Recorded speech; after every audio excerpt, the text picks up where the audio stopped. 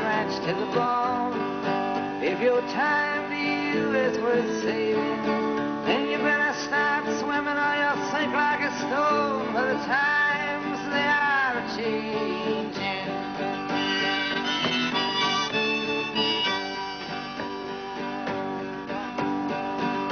Some writers and critics, you prophesize with your pen, and keep your eyes wide, the chance won't come again. And don't speak too soon, for the wheel's still in spin, and there's no telling who that it's naming.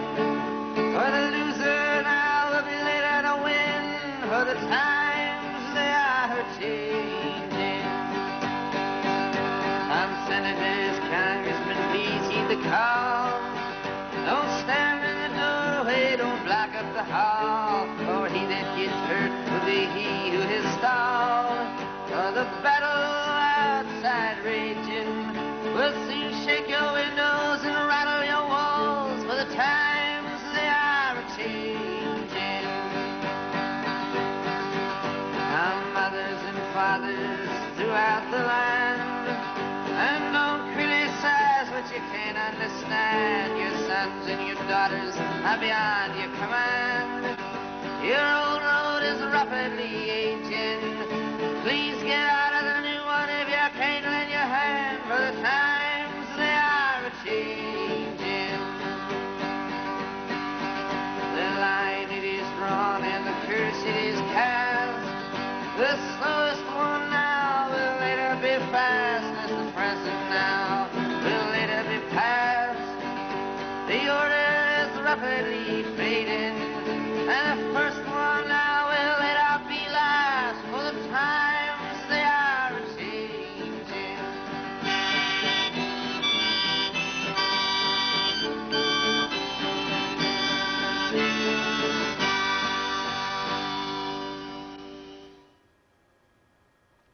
The times they are changing. Welcome once again to the Radical Imagination. I'm your host, Jim Bredos, and I'm a sociologist who's taught at John Jay College of Criminal Justice here in New York. A small business in New York is deemed to be one if it's a resident in the state, independently owned and operated, not dominant in its field, and employs 100 or less persons. The recently passed Trump Republican sweeping tax bill, although as usual promising tax cuts and relief for small business owners, is complicated, as the New York Times reported. And as usual, those complications, as the Times says, will result in those actively running a small business not seeing as great a reduction in taxes as promised, and they may even see an increase. So what's going on? What's happening? Every election cycle and tax reform effort usually promises much to small business and the little guy, yet invariably results in more money for big corporate business and the fat cats. As CNN and the Times report, corporate America caught fire in 2017, hauling in fatter profits than ever before. The lucrative year for big business, fueled by resurgent economic growth at home and abroad, helped spark a powerful stock market boom on Wall Street. At home and abroad. Remember, New York State widely touts itself as the Empire State, and New York is an integral part of the larger American empire, whose economic, political, and military control and dominance extends to the far corners of the world.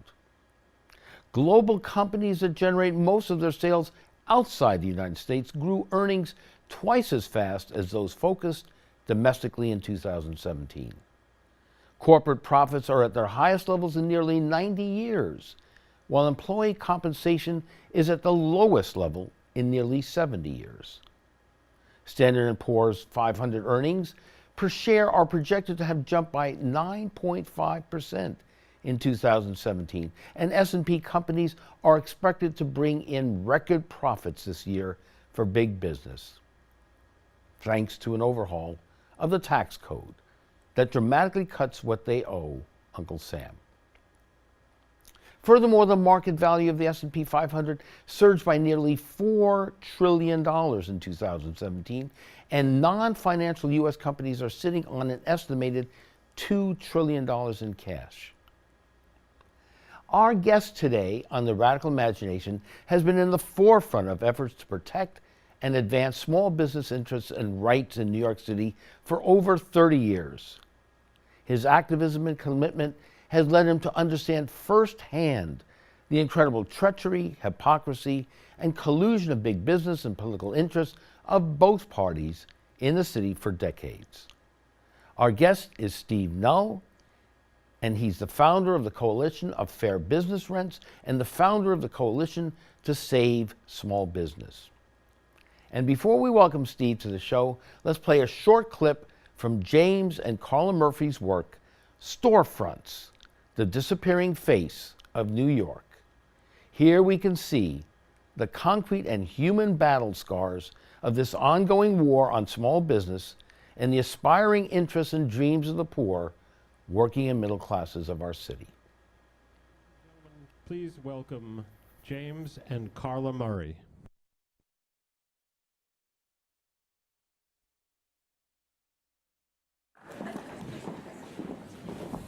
Go ahead, start. Yeah.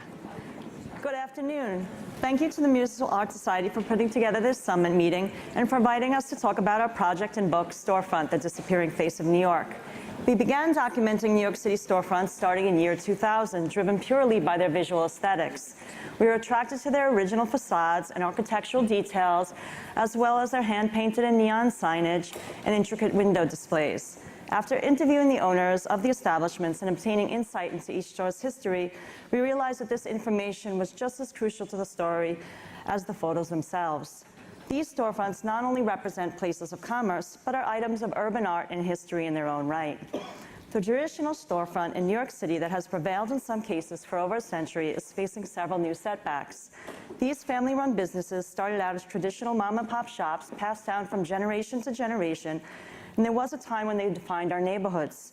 Many were humble stores tucked away on narrow side streets, while others had become well-known institutions on historic avenues. Each store turned out to be as unique as their customers, run by owners with a commitment to tradition and special service. The neighborhood store has always been a foothold for new immigrants and a comfortable place where familiar languages are spoken, where ethnic foods and culture are present. The shops are lifelines for their communities, vital to the residents who depend on them for a multitude of needs. They boost the local economy and help define the cultural identity of individual neighborhoods. When these shops fail, their neighborhood is greatly affected. We made it our mission to thoroughly document these stores when we first began to notice the alarming rate at which the stores were disappearing. By the time we wrote our introduction to our storefront book in 2008, over half of the stores, over a third of the stores we had photographed had already disappeared, and today, well over half of the stores are no longer in business. Not only is modest small businesses falling away in the face of modernization and conformity, the once unique appearance and character of our colorful streets suffers in the process. The trend we noticed very early on while photographing the original stores was that if the owner didn't own the entire building, their business was already in jeopardy of closing. The owners frequently acknowledged to us that they were at the mercy of their landlords and the ever-increasing rents they charged. Due to the commonality of high rent increases, after the business was forced to close, it was often replaced by a chain-type store or banking institution which could afford the higher rent, or the whole building was converted into a luxury condo. If the location was too small a footprint or the locale was deemed undesirable by a chain-type store, the space often remained vacant, sometimes for years. Will the city's small stores become extinct before anything is done about it? There is currently a lack of legislation in place in New York to protect the city's small businesses. Under current law, small business owners have little power to negotiate with landlords and may be easily displaced to make way for more higher-paying tenants. Solutions include passing a Small Business Job Survival Act, which gives small business owners the rights equal to landlords in negotiating fair lease term renewals and makes for better communications between a landlord and their business tenant. Promoting strict formula business restrictions similar to what was done in the Upper West Side of Manhattan, where amended zoning now limits the store frontage sizes and certain store conversions or changes in use, will also help maintain diversified livable neighborhoods. The project took us to every corner of the city, and almost every store that drew us in by its appearance also had an equally compelling history. We heard many fascinating details from owners about their businesses, including that true delicatessens like Katz's Delicatessen on the Lower East Side are rare because they continue a tradition of meat preparation and preservation that predates refrigeration. The owner of DePaolo's Lotteria, a century-old cheese store in Little Italy, told us that the water in New York City is crucial to the resultant taste and texture of its homemade mozzarella. The Wonder Wheel in Coney Island was a wedding present for the wife of its owner. The owner's son told us the gift was akin to a ring like so big that everyone in the world would see how much he loved her. We discovered that McSorley's Old Ale House in the East Village was the last bar in New York City to admit only men. And the Cafe Reggio in Greenwich Village was the first to introduce cappuccino into the United States.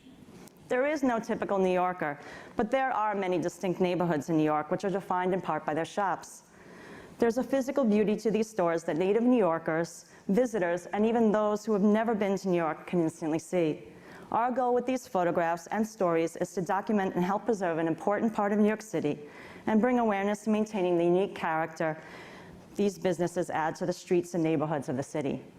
These storefronts have the city's history etched in their facades. They set the pulse, life, and texture of their communities.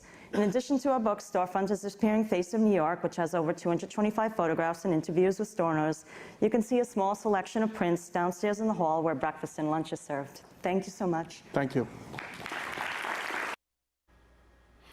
And thank you, Steve, for being here today, Radical Imagination, trying to explain an issue that all New Yorkers see in front of their face, and it's somewhat complicated, or is it?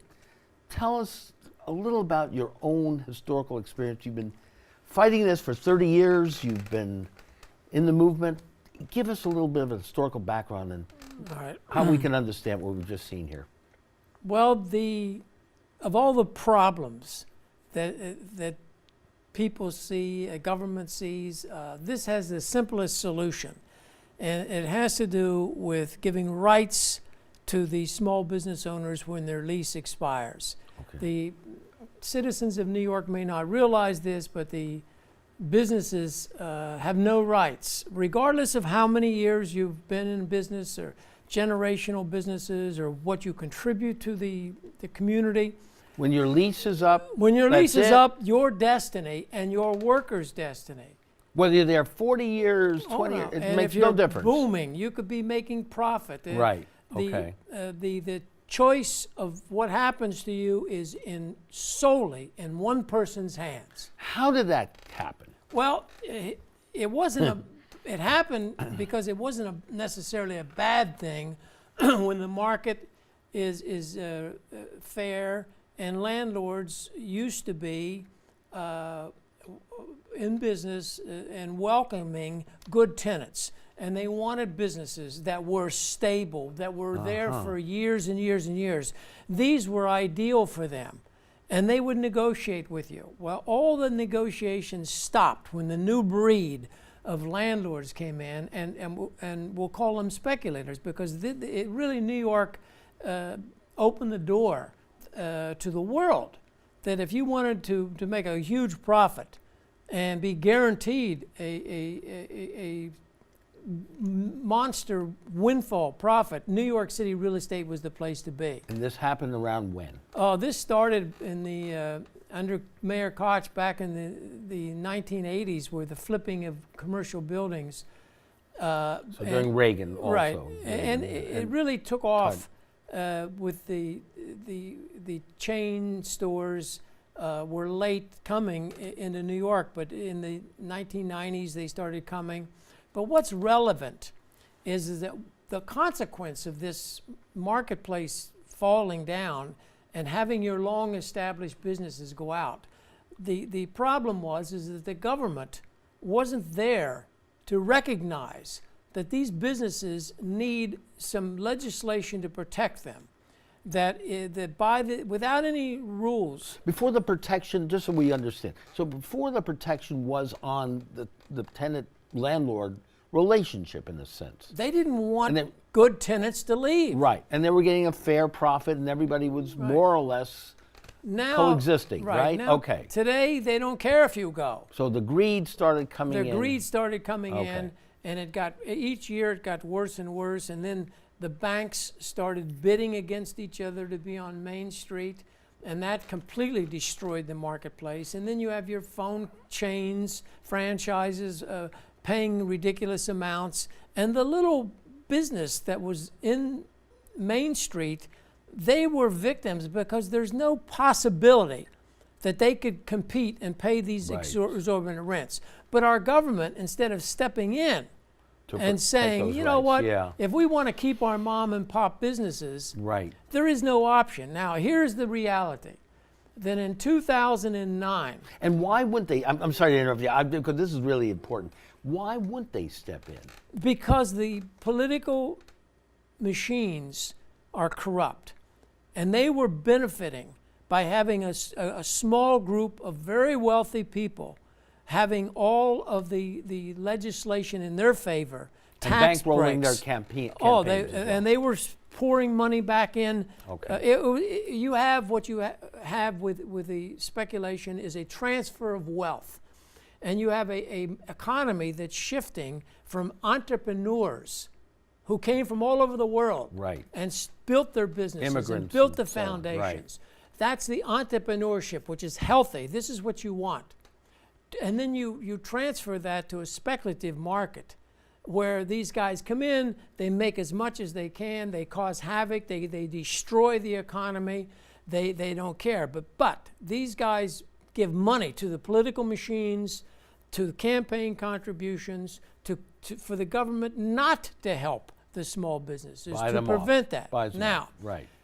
in 2009, there was a historic event, and that was that the chairman of the Small Business Committee, his name was David Yatsky, was at a meeting of Hispanic bodega owners, and they were telling him about it being extorted for cash, that landlords would come in, or their agents. I'm sorry, was this at the City Council, Small Business Committee? Yes, this was on a the committee City in Council. the City Council. Okay, New York. All right. And David Yatsky's committee was hearing from the Bloomberg administration that everything was fine, that there wasn't a problem, that there was all these wonderful programs that the City Council, you call a number and someone will be there to help you. The fact was, it was a big fraud. It was a charade. Nobody in the Small Business Service Center ever owned a business, ever would own a business, and they took their orders from the economic development, which was encouraging the real estate speculation. I see. And it was a Goldman Sachs trickle-down Republican policy. Let's give the money to these guys, and let's... Which is where Bloomberg came Right, from. and this is where it was at. Now, what changed everything was Yatsky heard from the small business people the truth. That they were doubling their rents. They were being extorted. They were being given month-to-month leases that you couldn't sell your business. If you wanted to sell your business, you had to go to the landlord, and he would take half your profit. I mean, it was...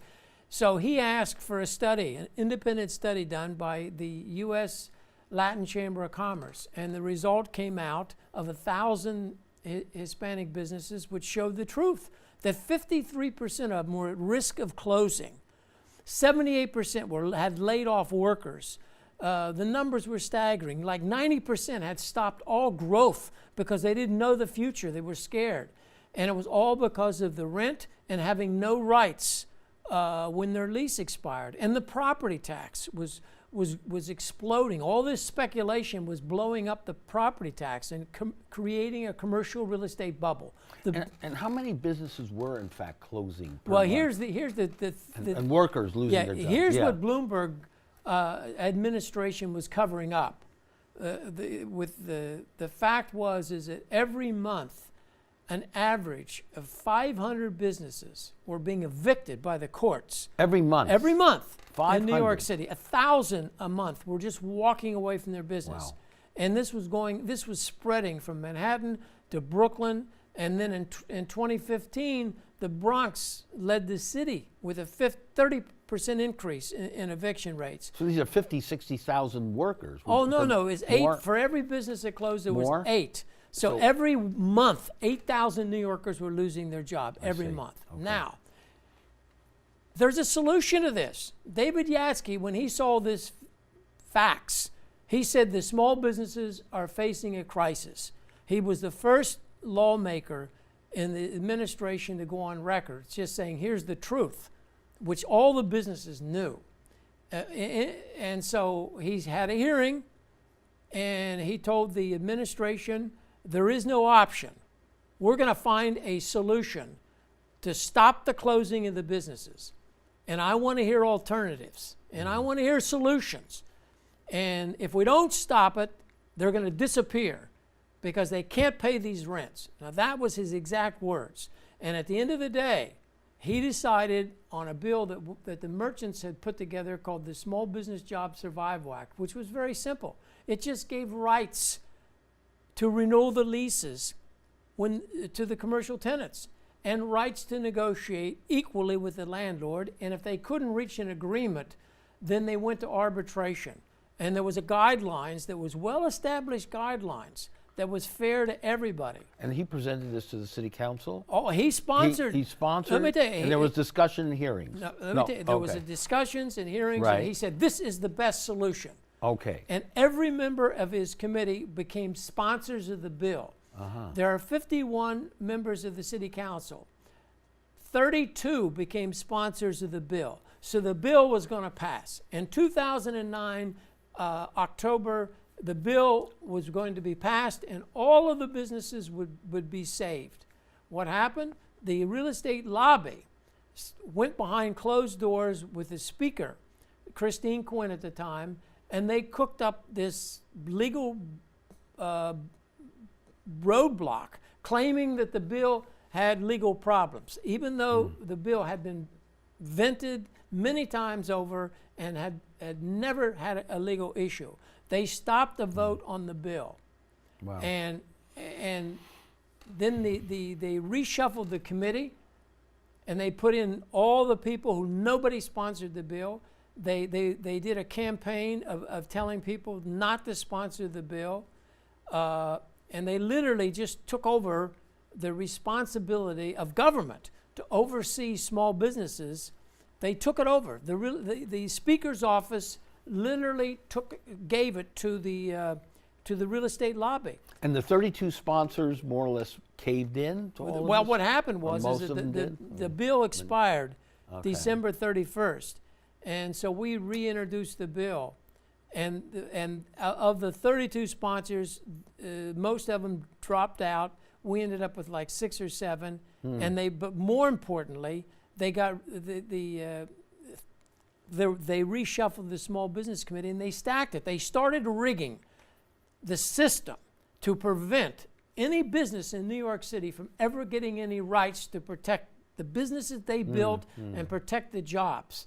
And that rigging has continued today. It's like a subcommittee within the city council. No, it's a main committee. It's a main, okay. That oversees That the was economic. now rigged. Right. It was Okay. now rigged 100% by the real estate lobby.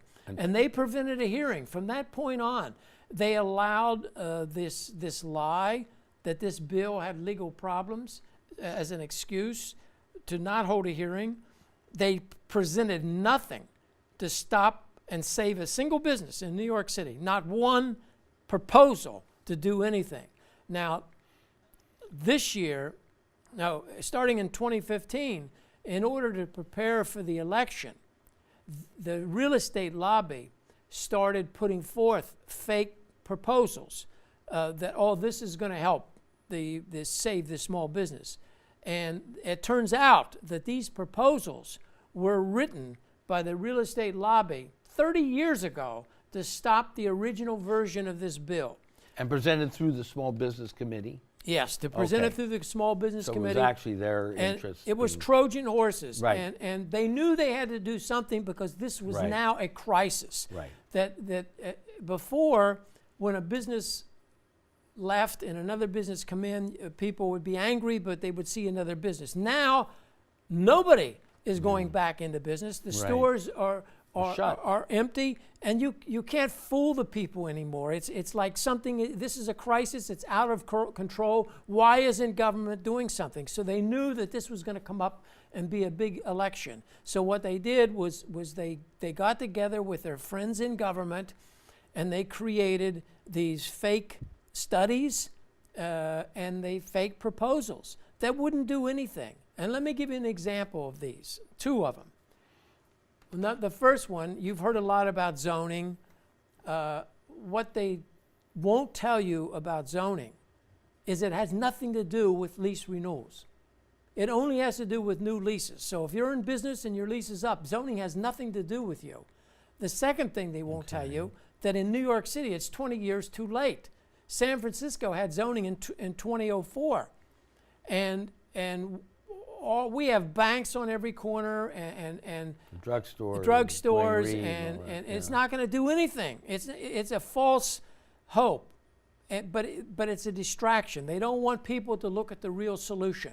Just give these people rights. So here's a lobby telling our lawmakers, here's what we want you to do. We want you to promote our programs that will do nothing but keep the status quo so that our members make a fortune. The businesses can go out, but we don't care. And that's exactly what they've done. And keep the zoning laws as is. Oh, no, the zoning is a smokescreen. It's a fake proposal. Right. It gives hope. It makes it look like if somebody went to these politicians and say, what are you doing about all these businesses closing? Okay. They can now lie and say, well, we've got this zoning and this is a great success on the Upper West Side. Well, you go to the Upper West Side and you'll see it's a joke. It's a phony baloney thing. Now, another thing that they tried to do, but we stopped them, was they actually had the arrogance to go back to what the real estate lobby created 30 years ago to stop the original bill. And we called it the landlord's bill, where they give you 1 year extension of your lease at 15% to move, not to stay, but to move. And you have no rights whatsoever. The only thing you have a right to is if you 1 year to look for a new place. And we rejected that 30 years ago. And as a matter of fact, 30 years ago, the real estate lobby could not find one council person who would introduce it into legislation. It was so bad. Today, no problem. They have these guys lined up, and anything that the real estate wants, they have people lined up to introduce it. And because they're shameless. I mean, there's no excuse. As this crisis gets worse and jobs gets worse, it's shameless for these people to show up in front of businesses that are going out and claiming, well, we need to do something. We need to do something. And let's talk to the landlord, and we're going to help you. We're going to help you. Help is on the way. All these wonderful programs. And they just did a big sham with the commercial rent tax increase.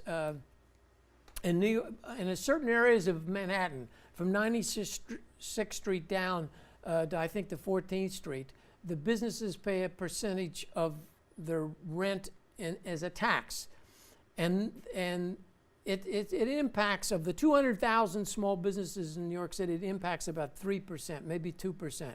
But it's not a reason for the businesses to close. So what they do is they come out and say, well, we're going to do something about the rents and the empty stores. We're going to reduce the tax, the amount of tax that these businesses. They're not eliminating it. They're just going to reduce it. Take it from the rent. Right. So look at us. We're doing something. And they've got a whole bunch of these things cooked up. Here's our problem: that the real estate lobby controls economic policy in New York City. And our government has abdicated to them this responsibility of oversight.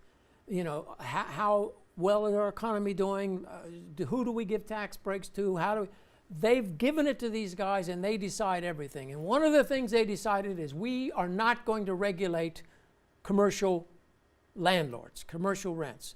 We want that right only for the landlords, so that they can maximize their profits. What that means is that the businesses are going to continue to go out. So it's these developers, right, that are controlling the agenda along with the banks. Right. Well, it's the lobby. The lobby, which is comprised of... Well, it's very similar to the National Rifle Association. You go to a handful of these wealthy companies and you say, give us money, and we will give it to the politicians, some of it, and we will not, you won't be regulated.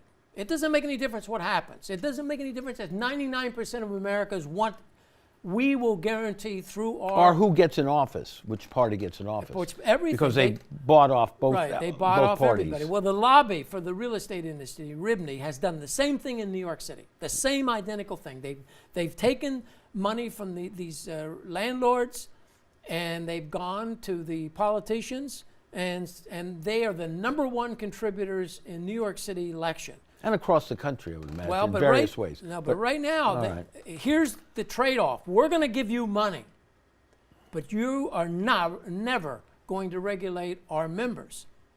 And that's exactly what they've done.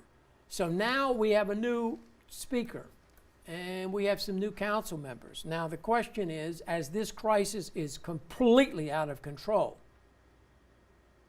will they finally realize that there is no option? What David Yatsky said in 2009, that there is no option.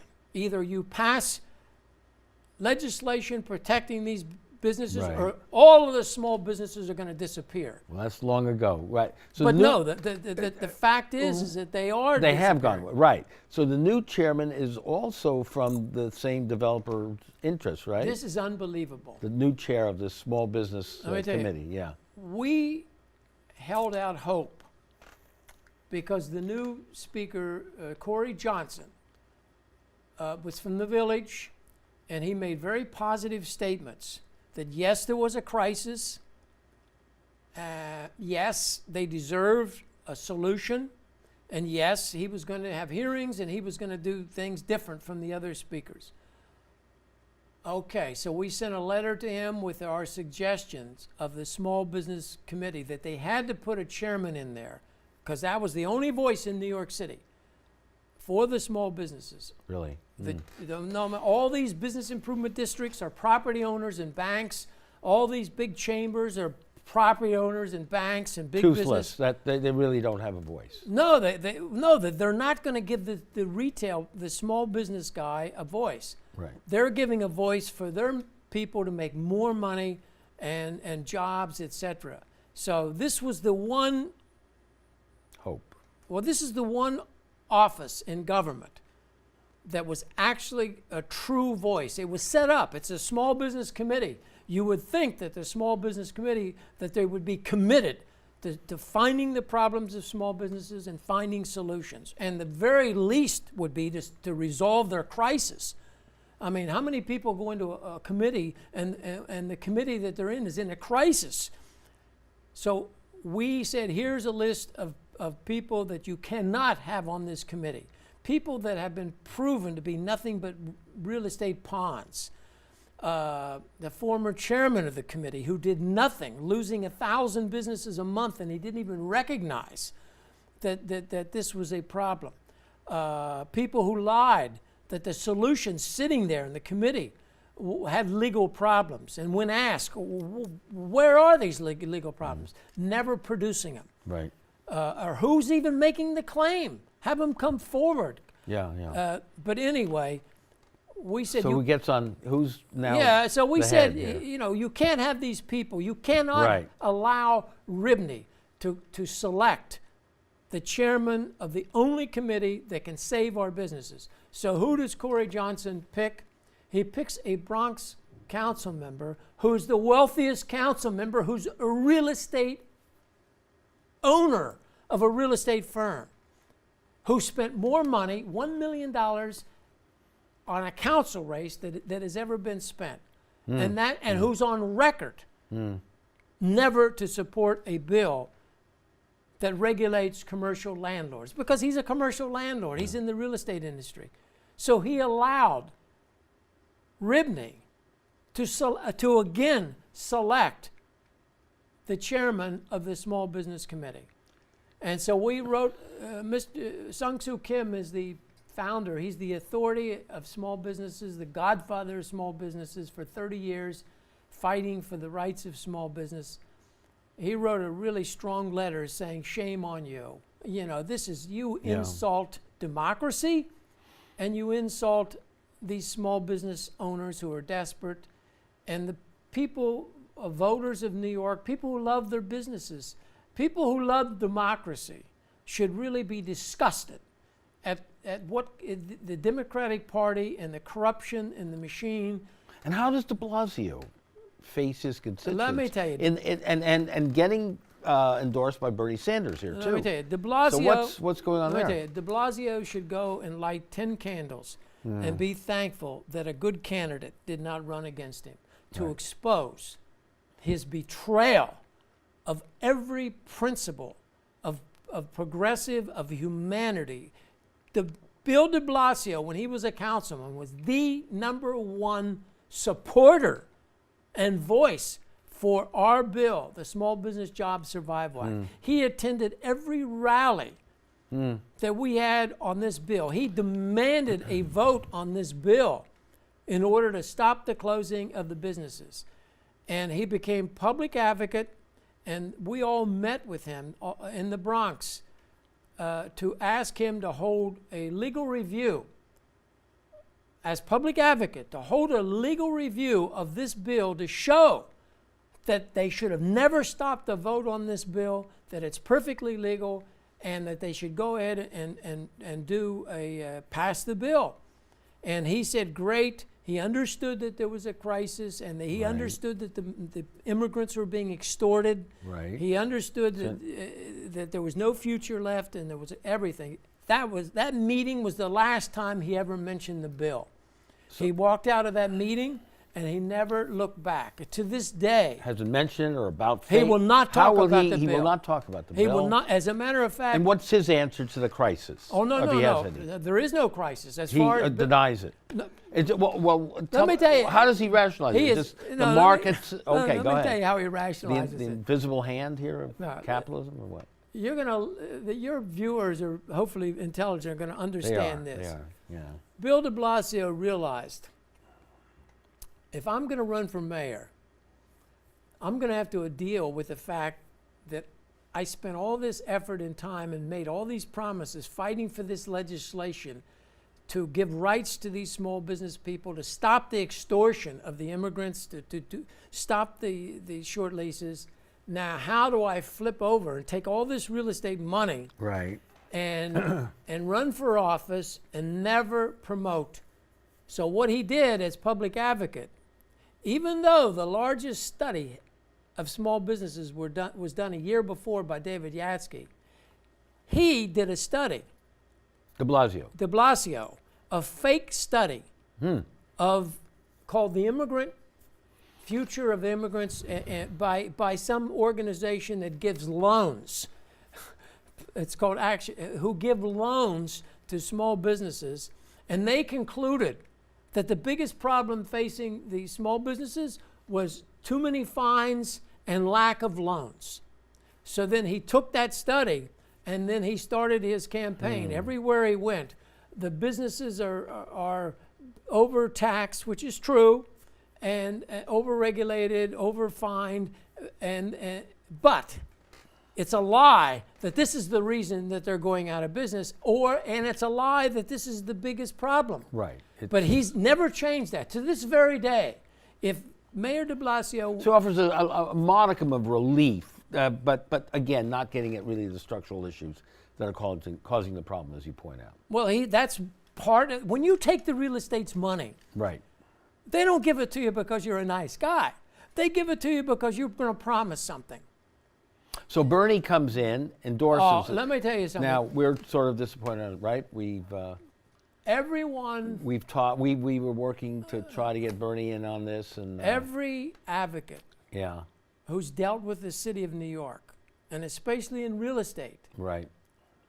could not believe that Bernie Sanders was being associated in any way with this charlatan, with this fake progressive, de Blasio. Everything that Bernie Sanders talks about serving special interest, Yeah. about having a government run by special interest, by throwing away your corporate values, billionaires and so all on. that stuff. Right. This is Bill de Blasio. He's a poster child for this. Now, what is Bernie Sanders Not much doing? different than Bloomberg in a sense. No, there's a big difference. There is? Let me tell you, there's All a right, big all right, difference, well, a huge difference. Okay. Bloomberg never supported our bill. But de Blasio, okay, so the I mean, hypocrisy is even greater No, he's with de Blasio. De Blasio has given new meaning to hypocrisy. Okay. I mean, new meaning. Now, what's Bernie's, You know, why his stance on this? I have no idea. The only thing I can think of is the fact that Bernie lost New York City, and if he had won, he would probably be president today. And somebody probably told him, here's the guy, you can get the African-American system, which is corrupt in New York, but you can get that vote and all the machine, et cetera. And de Blasio is the guy. It's not because of de Blasio's, he's wrecked the economy. I mean, the historic mark of a healthy economy is you go down the main street and you'll see the stores, are they filled up or are they empty and boarded up? It's blight. Now, make that clear to us, because much of the economy of the city is rooted in small business, well, and the health of small business. Right. So the evictions have continued and the loss of business have continued under de Blasio in even greater numbers? Yes, under the greater numbers. And so the crisis is, for all effective purposes, gotten worse. Well, it has to get worse. Yeah, I because understand. We're just documenting this. Yeah. No, David Yatsky said it. You know, and in fact, it has. The market has broken down. You cannot compete and pay the same rent as the banks and franchises, and people buying online now too, right? You know what? That just is that adds, a bogus? That you know adds what? to it. This, first of all, let's be clear about something. Yeah. This has been going on before Amazon, before anything. Good businesses were being run out because of the rents and because of landlords wheeling and dealing. So what the Amazon and all the online thing did, it added more fuel and more pressure. And you know what should have happened? In good government, what should have happened is the government said, we need to do more. More protection. For our small, if we want, it's a simple, got it. You know what I tell you, it's a simple question. Yeah. Our small businesses, you can't say that they're the backbone, they're the biggest employer of New Yorkers, they're pathways for social mobility, all these wonderful things. They give character, and then stand back and do nothing. As the speculators and all the pressures, it is a miracle if any business survives paying this rent. And businesses that have been there that are booming see the handwriting on the wall. I can't make a profit. And what's going to happen when my lease is up? Am I going to allow a landlord who I don't know, who may be in China, who may be a crook in Russia, to determine my future? Is there a typical term for a lease, commercial lease? No, it's a commercial. It varies enormously. What we focus in on, and again, we have a solution to the problem. There's a commercial lease renewal process. Right. That when your lease is up, there's a process, right? It is a process that has a monumental historic failure of the number of businesses that have closed, the consequences to society. Every person watching this is paying for it in higher prices, and it has been a disaster. It is phenomenal for speculators and for profit for landlords, because when the store owners don't have any rights, do you know what the landlords do? They tell the store owners, you're going to pay my property tax. And that now has become the second leading reason for businesses to close, is because the property tax, which they have no idea what it's going to be, and how high it's grown so much that it is now rivaling rents as the reason for businesses to lay off workers because they can't, and raise prices. So when you go into a business, you see the businesses that are going out, and you know immediately, well, their lease is up and their rents are too much. What you don't know is the businesses that are staying there, that they're just hanging on. And again, passing along to the consumers. They have to. As our audience realizes. When your lease is up in New York City today and you own a business, your options are very thin. You can close. You can lay off workers to make up the difference. You can take less profit. You can raise your prices, and in most cases, you have to do all of the above. What you can't do is you can't grow. You cannot invest into your business like before. You can't because now it's not your business. And you don't trust the landlords. You don't trust the government to help you because they're not going to help you. So it's a predicament. But there's something that I'm telling people to do. Yeah, please, please. Call your council person and do not accept any excuses whatsoever. Just, are you going to give the small businesses rights to survive, or are you going to allow the real estate lobby to continue running the small business at City Hall, protecting all of the landlords? You can't have both. It's one or the other, and we know the consequences. Now, what people don't know is the big consequence that's coming if this continues. And that's going to be a disaster. That's an economic tsunami coming to New York City if they continue. If we lose all of our small businesses, here's what's going to happen. New York City has the highest government budget of any city in the world. It's $84 billion and growing. When you lose all of this revenue that this 200,000 small businesses generate, all the taxes and all of the fines, everything. Okay. It is huge. When you lose that, they're going to make it up in only one way, and they're going to raise the property tax, skyrocket. And when they skyrocket the property tax, what will immediately follow is a rise in the residential rents. Residential rents. Because now the landlords will go in there and say, you have no choice. Yeah. You know, you raised our property tax so much that we want double-digit increases. Yeah. Now, when that happens, then everyone's going to have to get a raise in wages. Which they're not getting. And then what happens is the property tax, Right. which the businesses pays, will now cause more unemployment, or businesses will go out. I mean, it's a cycle. These people have... And more evictions of residents. Right. Basically what it is your lawmakers, the so-called fake progressives, have dug a hole for our economy.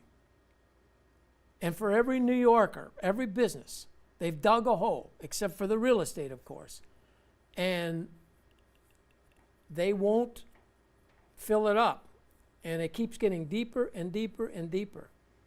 And now they're trying to stall, and they're trying to pass a phony bill that will do nothing. That's the mantra of this lobby, the lobby group. No regulation of our landlords, period. So the phony bill will do nothing. It'll sound like it's going to do something, and it won't do anything whatsoever. I'll give you another example. As has been the case in the past. Right. We've stopped every one. But now your organization again. Repeat for our okay. You can log on to savenycjobs.org. It's the Small Business Congress. Everything is on the facts. Everything is on that website, savenycjobs.org. But let me get back to 1 second. The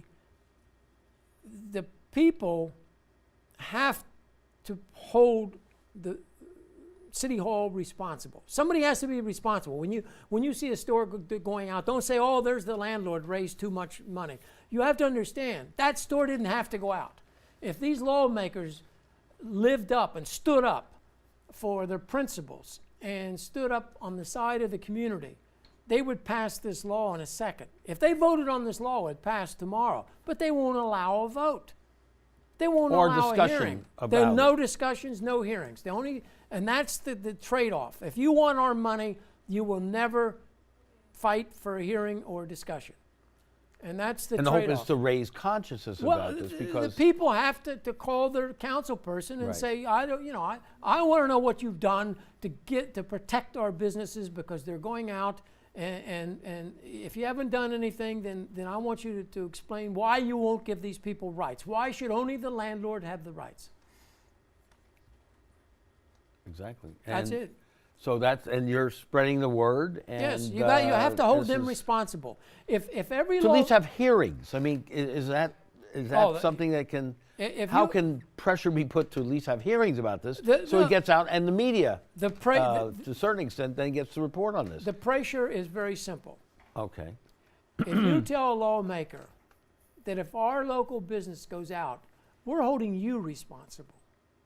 We're not holding the landlord, we're holding you responsible. If we lose a supermarket or you are responsible. If you didn't do anything whatsoever, then you are responsible. And believe me, once that starts happening, once these lawmakers see posters of themselves in front of a store that this council person or this public advocate or this is responsible for this because they did nothing. They took the real estate's money and they did absolutely nothing to give rights to these small business owners. That's who's responsible, the politicians. And until that happens, this will continue. Yeah. And I think making the links to the residential rents is so important, because this is like a trickle-down effect. Everybody's going to be affected by all this, right? Of course they'll be Workers affected are going to be by this. losing jobs. Oh, small business go up, taxes go up, property taxes go up, rents go up, and where is this all going to lead? If you lose the foundation of your business's economy, it's not just a few storefronts here, McSorley's. Oh no, we're talking about whatever, 1,000 a Katz's month. Deli, We're talking about Right. 10, 20,000 a year. I mean, Queens led the city last year. People thought that Queens was safe. Businesses moved from Manhattan, Brooklyn to Queens. Last year, they increased 90%. 90% empty store fronts in Queens neighborhoods. I mean, it's an epidemic that's out of control, the greed. So that's the only way that's going to stop it. We have a solution. We could stop it. We could save every business within 24 hours if they pass this bill. This bill. That's what. Just give them rights. Well, it's simple and yet complicated. The solution is there. No, it's political will. Political Remember will, moral this. integrity, Political consciousness raising, political will. Yeah. Who does your representative serve? Really, truly serve? This is one of the litmus tests. If they haven't done anything whatsoever to save a single business, then that's your answer. They serve Ribney. They serve a lobby. Absolutely. Steve, thank you so much. This is a really important show. You've brought incredible, profound information for our audience, and we really, really appreciate it. And it's something that really doesn't get to be talked about nearly as much as it needs to be. So, again, we're really thankful for you being here today, and we're going to close with a few minutes of a short clip of Reverend William Barber, Reverend James Forbes at the recent Martin Luther King testimonial on the 5th Avenue, 55th Street Presbyterian Church just a couple of days ago. So this is Jim Vredos again. Thank you so very much. Thank you, Steve, so very much for being here again today. We'll see you next week on The Radical Imagination. It was a joyous celebration of the life and legacy of Martin Luther King Jr., but with a very serious underlying message of social justice and civil liberty. More than 1,000 people attended an interfaith service of worship at 5th Avenue Presbyterian Church, and many here were talking about President Trump and the possibility that he used a vulgarity when describing Haiti and African nations. But the leaders of this service were calling for unity, not divisiveness. This is not a protest march. This is not an occasion to come up with political banter. This is saying we seriously seek the presence and protection and care of Almighty God in these difficult days. Is President Trump a racist? I don't know President Trump well enough to look inside of him. Certainly the words he expressed certainly carry with them racial overtones, but I'd like to believe that inside he is like all of us, a person of faith, a person of belief, and a person who cares about our country. Mayor de Blasio, in his remarks, never even mentioned Donald Trump's name. We are dealing with immense challenges, certainly particularly when we cast our gaze to our nation's capital. But we are not dealing with challenges as hard as those that Dr. King confronted and overcame. Oh, I want to be in that number. After the 2-hour service, hundreds of those in attendance marched 1 block to Trump Tower to deliver a message to the president. Our president, who has given himself over, to division, and racism. We repent for him. What does this march mean to you? It means everything to me. I mean, to be a part of this, to be a part of the service today, to hear his words encouraging us to not give up, to be hopeful. I believe in the King's message. I was around in the 60s and was involved in the civil rights movement, the anti-war movement there. It needs to be carried on, and Reverend Barber is the guy to lead it.